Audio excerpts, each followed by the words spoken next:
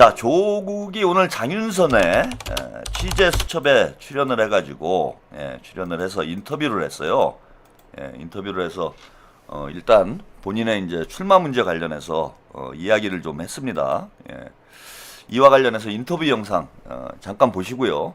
요거 이제 그 후보 단일화 문제, 선거 연대 문제, 통합 문제, 요걸 이제 좀 정리를 좀 해야 될 때가 온 것 같아요. 그래서 조국 인터뷰 잠깐 들어보시고 이야기 나눠보겠습니다. 의외의 지역이 나올 수도 있겠습니까? 제가 많이 얘기를 하는 게 제가 이준석 대표하고는 뭐 가치 비전 철학에서 정반대일 건데 예. 이준석 의원이 그 화성에 나가서 자신의 힘으로 당선됐지 않습니까? 그렇습니다. 그 점은 저는 아주 본받아야 한다고 생각하고 있고 그런 네. 길을 갈 생각입니다. 이준석 화성 당선의 길을 갈 생각이시다. 네, 그렇습니다. 네. 되게 전혀 의외의 뭐 기자 평론가들이 이야기하는 것과 전혀 다른 의외의 상황이 펼쳐질 수도 있겠다. 지금 재보궐만 하더라도 특정 현재 지금 확정된 지역만 가지고 얘기를 하는데 네. 지금 이제 뭐 민주당 의원님들이 광역자치단체장으로 되게 되면 또 비지 않습니까? 그렇습니다. 그 재보궐선거만 얘기하자면 지금보다 훨씬 많은 자리가 비게 되어 있고 네. 또 아까 광역단체장 같은 경우도 전략적 판단을 해야 되기 때문에 저희가 한 3월 말 4월 초 정도에 조국신당 후보 진영이 다 갖추어지고 나면 네. 저는 조국신당 안에서 중요한 의미를 갖는 그 자산 아니겠습니까? 예. 그러면 저 자신의 정치적 진로 외에 조국신당의 진로를 위해서 어디를 가는 게 좋다는 판단을 조국신당 내에서 결정을 할 수밖에 없습니다. 네. 그럼 거기에 따라서 좀 가야죠. 어디든. 예, 어디든 간다. 네, 예. 예, 말씀 주셨습니다. 그 한동훈 대표가 영남 지역 어디든 출마해서 당선돼서 오는 것이 장동혁 대표에게 가장 아픈 상황이 될 거다. 그래서 영남 지역 출마설을 얘기하고 있습니다. 그래서 부산 이제 내일인데요. 부산의 구포시장에 그런가요? 예, 전재수 의원 이제 지역구가 있는 곳인데요. 네. 전재수 의원이 그 부산시장 출마가 유력하기 때문에 그 지역을 적극 공략한다. 이런 입장인데 대표님 만약에 그 지역 출마 가능성도 있겠습니까? 저는 뭐 다 열려 있고요. 다 열려 저는 있다. 이제 한동훈 이제 전 대표가 과거 이제 뭐 총선 시기에 네. 부산에 왔다 갔다 하면서 본인이 롯데자이언트 팬이라고 또 막 자랑하는 걸 들었습니다. 예. 그때 제가 좀 황당했는데 네. 그분이 이제 부산 또는 대구 외에는 당선될 가능성이 없지 않겠습니까? 그래서 저는 뭐 그분이 뭐 어디서 뭘 하는지 별로 관심이 없다. 예. 그런 말씀. 자, 요 인터뷰에 조국이 천기 누설을 해서 많이 불편해하시는 분들이 많은데 이 천기 누설을 제가 설명을 드리려고 이 영상을 좀 보내드렸어요. 아니 그 전에 참 전 조국은 모자라도 크게 모자른 사람이라는 게 아니 본받을 사람이 없어가지고 이준석이를 본받았습니까? 아니 그냥 본인이 내가 자력으로 나가서 당선이 되겠다. 그래서 뭐 새로운 정치에 뭐 포문을 열겠다 이렇게 얘기를 하면 되잖아요. 근데 이준석의 당선 뭐 본인이 이준석과 뭐 성향은 다르지만 이준석의 화성 당선은 본받을 만해 이렇게 얘기를 하면은 사람들이 생각할 때 이준석의 이 화성에서 자력으로 당선된 것만 본받은다고 얘기를 한 거구나 이렇게 생각하는 사람이 있어요. 이게 어떻게 되냐면은 이준석을 본받을 만해 이렇게 워딩이 왜곡될 수밖에 없는 거야. 그러니까 준석이 얘기는 할 필요가 없는 거예요. 안 그래도 지금 민주진보 진영에 이준석에 대해서 부정적인 인식을 가지고 있는데 그 부정적인 인식을 가지고 있는 욕먹는 놈을 굳이 롤모델이라고 걔가 뭐 잘하는 부분이 있다고 하더라도 하고 많은 정치인 중에 아니 예컨대 뭐 이해찬 전 총리의 예를 들 수도 있잖아요.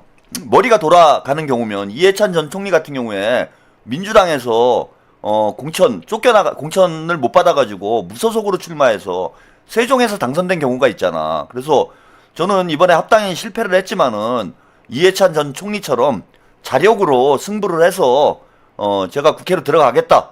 뭐 이렇게 얘기하면은 또 이해찬 파리도 하고 그럼 또 이해찬 총리를 또 좋아하시는 분들이 우리 조국이 불쌍하네.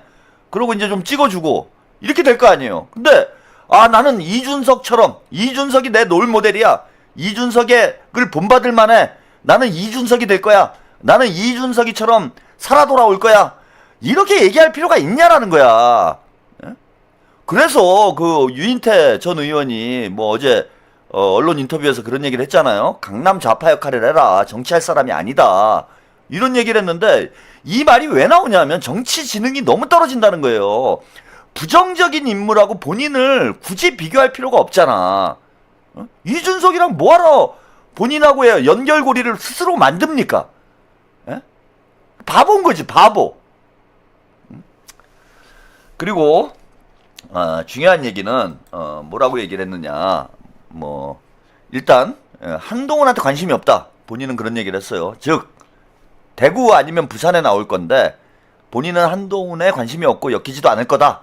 이런 얘기를 했으므로 자 일단 영남권은 아니란 얘기예요. 그죠?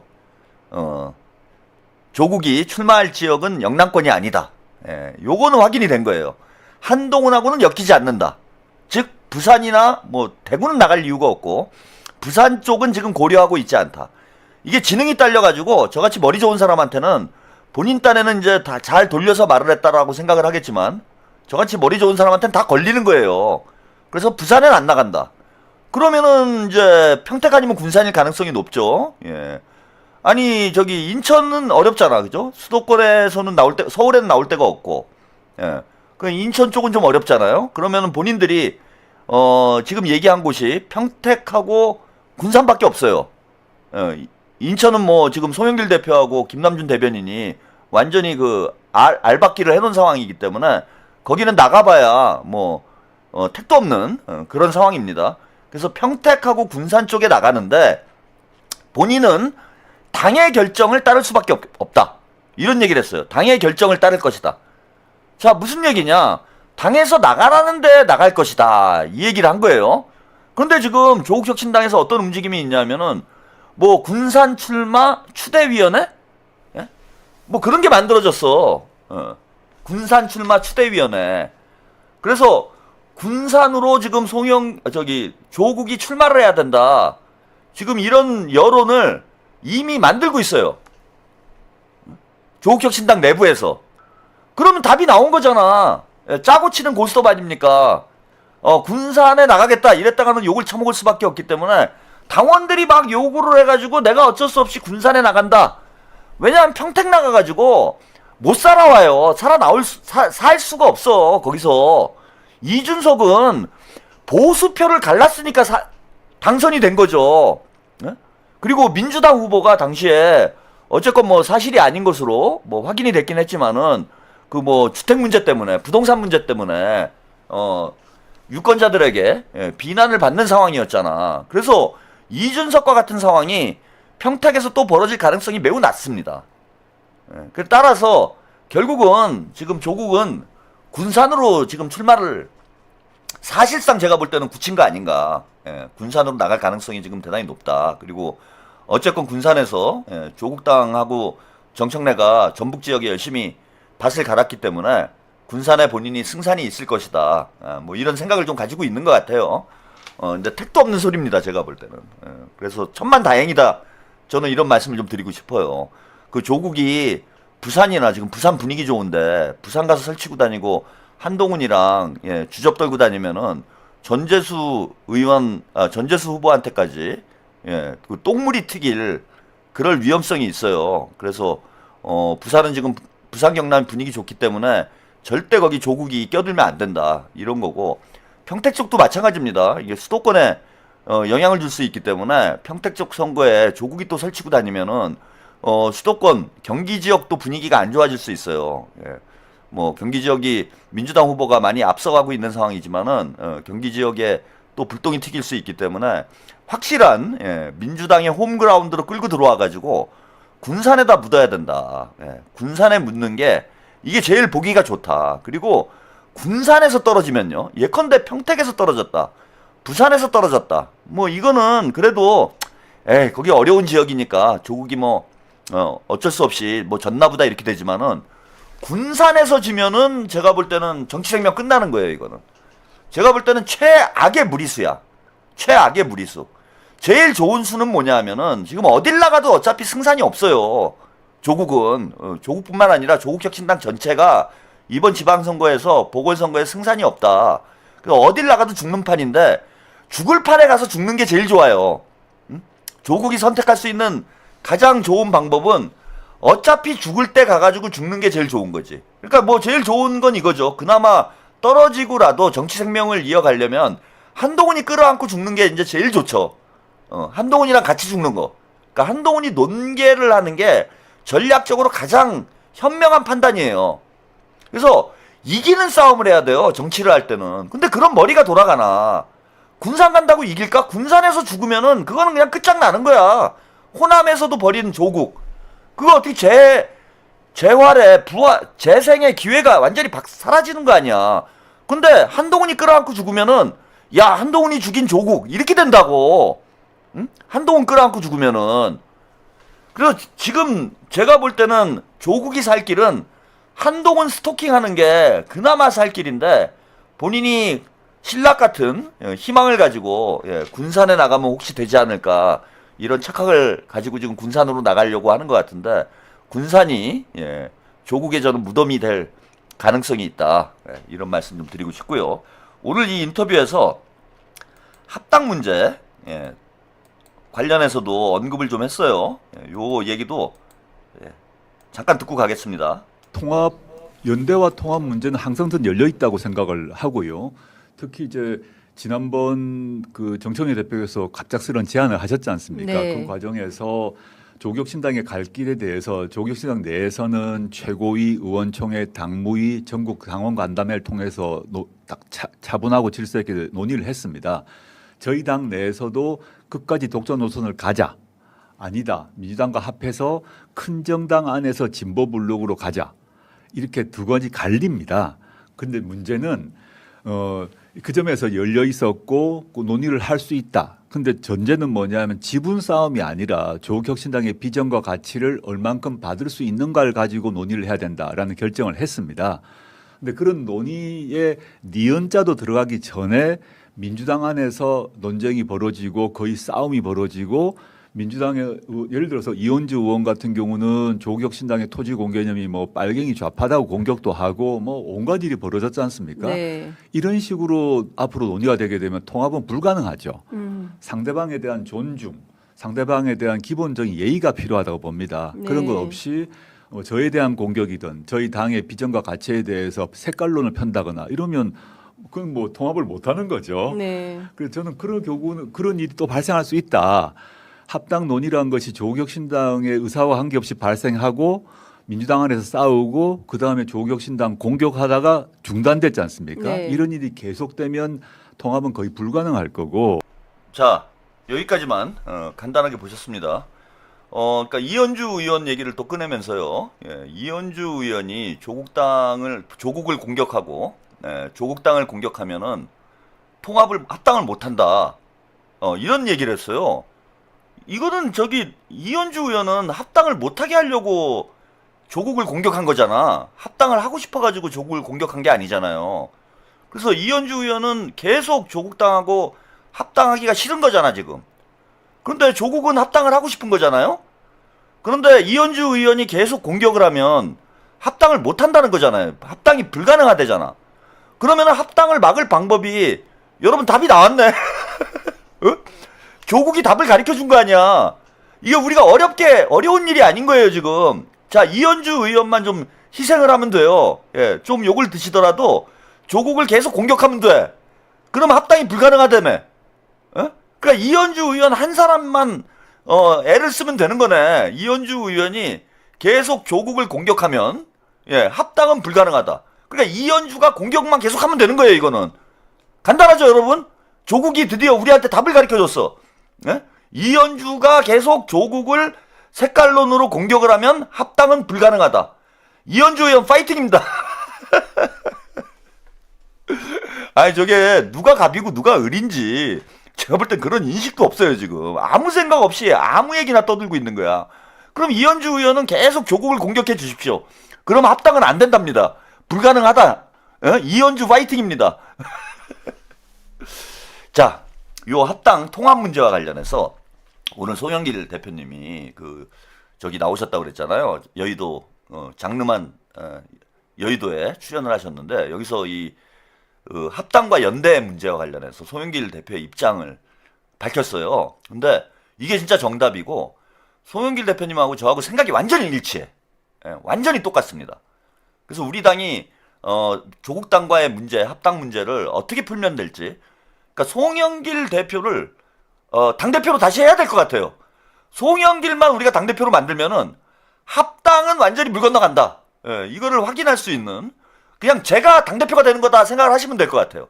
저하고 생각이 100% 일치했습니다. 통합 문제에 대해서만큼은 송영길 대표님하고 저하고 생각이 100% 일치했기 때문에 송영길 대표님이 당대표가 되시면 아까 뭐 그럴 가능성도 있는 거 아니냐 이런 말씀 드렸는데 송영길 대표가 당대표가 되시면 제가 당대표 된 거하고 똑같은 상황이 될 거다. 예, 그걸 여러분들이 확인하실 수 있는 인터뷰 영상을 잠깐 보시고 가겠습니다. 있잖아요. 저는 지방선거에 통합이 과연 필요한가에 대해서 의문이 있는 이유가 예. 이번 지방선거는 선거공학적으로 뭐 조국당 3% 보태가지고 이기고 이런 선거가 아닙니다.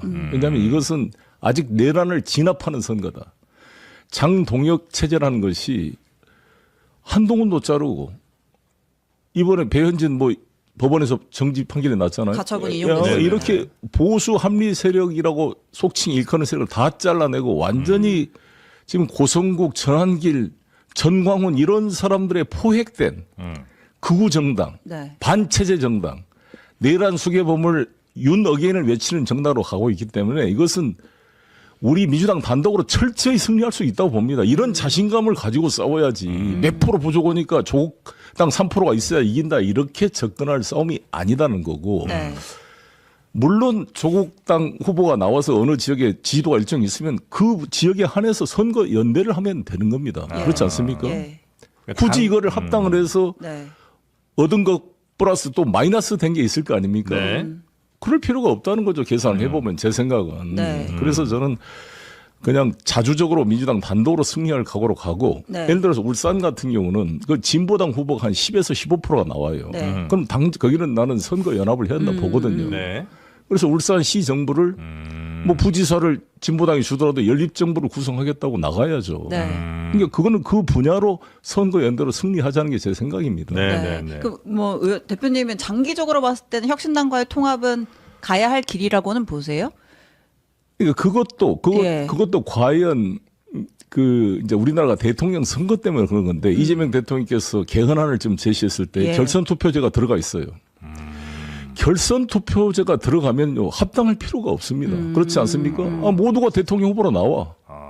1, 2등 결선 투표하면 예. 되는 거잖아요. 네. 우리가 결선 투표제 소선거구제라는 이 때문에 우리가 어부지리를 할 수 있으니까 진보 세력이 통합해야 된다고 강제 통합을 해왔다는 거란 말이에요. 네, 네. 이것은 국민의 선택권을 제한하는 것입니다.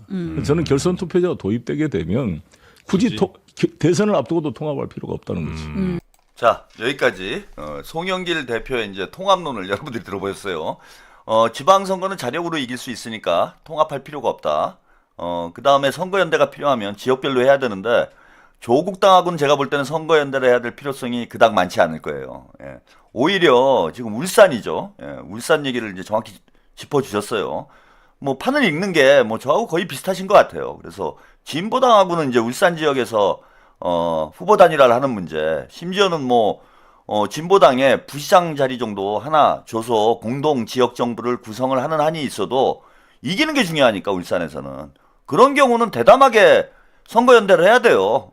공동 지방 정부 구성하자. 그래서 진보당에게도 일정한 지분을 주고 그렇게 선거연대하면 됩니다. 그래서 뭐 시장은 김상우 의원이 하고 뭐 부시장은 진보당 후보가 하고 아니면 뭐 저기 구청장 정도를 이제 진보당 쪽에 단일 후보를 밀어주는 것도 진보당이 강세인 지역이 있어요.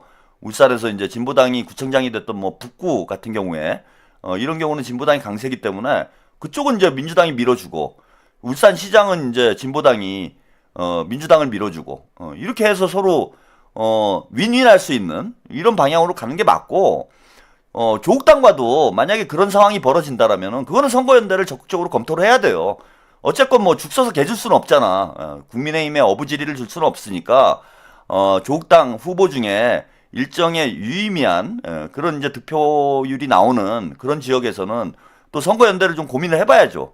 그래서 그건 지역별로 하면 되는 문제다 이거고, 두 번째, 그러면은 이제 대선 때는 또 필요하다는 거예요. 통합이. 그래서 열린민주당과의 통합을 송영길 대표가 추진을 했었죠. 과거에 이재명 대통령님 대선 후보 나왔을 때 추진을 하셨는데, 지금 이렇게 할 게 아니라 아예 개헌을 해가지고 지금 대통령 연임제나 중임제로 개헌을 하고, 그리고 결선 투표제를 도입을 하자.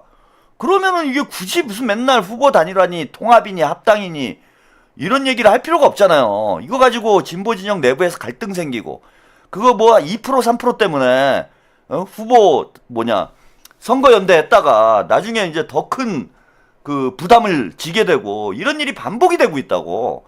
그래서 구조적으로 선거제도를 지금 변화를 주는 게, 그래서 그 다당 구조로, 다당제로 좀 전환을 하는 게 이게 현명한 거다. 그래서 대통령 연임제 중임제 개헌을 하면서 결선 투표제를 도입을 해서 더 이상 선거연대니 뭐 합당이니 이런 얘기가 안 나오는 정치 제도를 만들면은 이거 가지고 지지층들끼리 싸울 일이 뭐가 있습니까?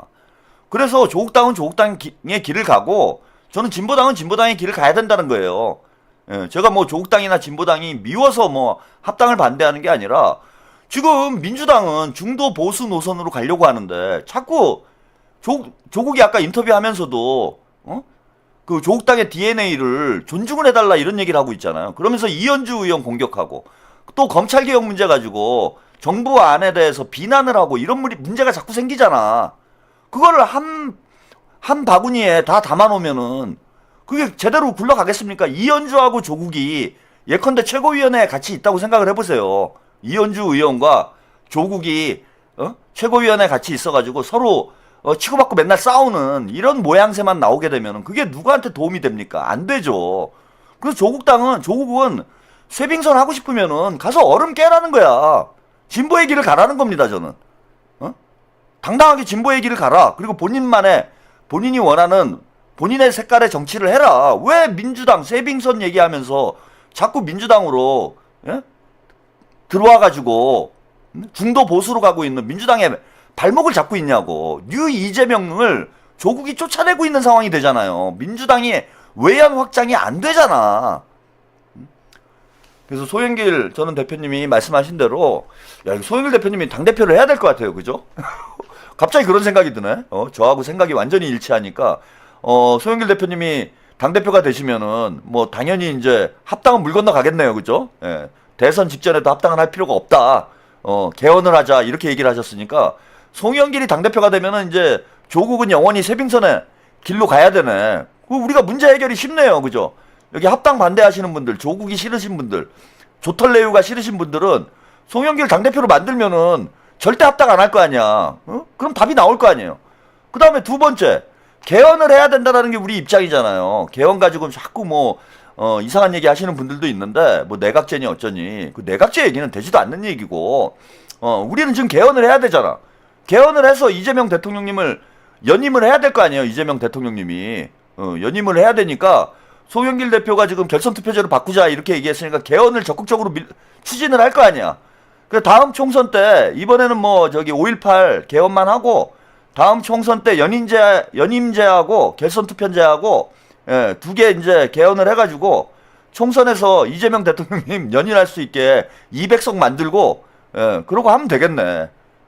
송영길 당대표 만들면 그냥 다 되는 거네. 이거 가지고 싸우지 마세요.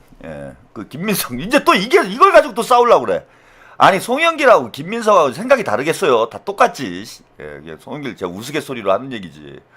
송영길 대표가 되건 김민석 대표가 되건 저는 이제 둘 다 좋은데, 이건 한번 좀 잘 생각을 해봐야 되겠다. 지금 이재명 대통령님의 노고, 이재명 대통령님이 너무 힘든 상황이니까 누가 총리를 하는 게 대통령님의 좀 수고를 덜 수 있는 방법일까? 이거를 뭐 검토를 해보자는 거지.